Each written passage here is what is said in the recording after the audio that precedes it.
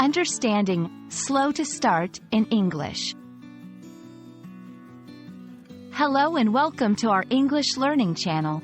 Today, we're going to explore the meaning and usage of the phrase, slow to start. This is a common expression in English, and understanding it can really help you in both speaking and comprehension. So, let's dive in.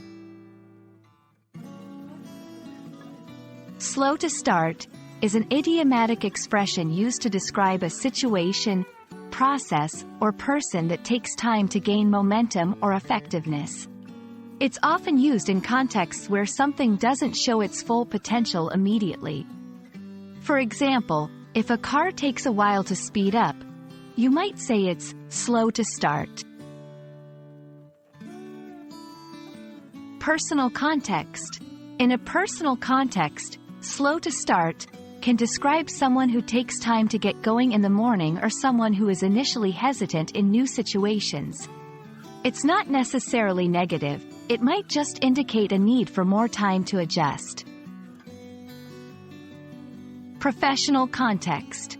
In a work setting, a project or job that is slow to start might take time to show results or progress. This can be due to various factors like planning, team dynamics, or resource allocation.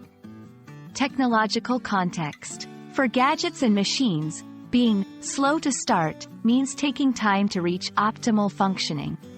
This could be a computer taking time to boot up or an engine warming up in cold weather.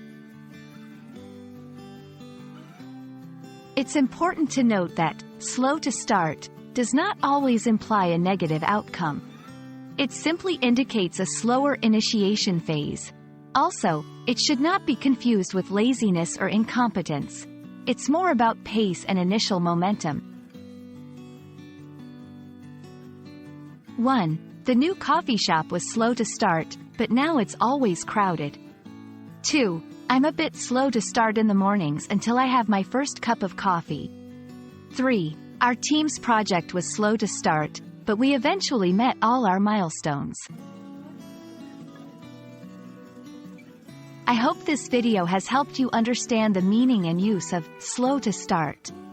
Remember, it's all about the initial pace and not the final outcome. Keep practicing, and you'll master these nuances in no time. Thanks for watching, and see you in our next lesson.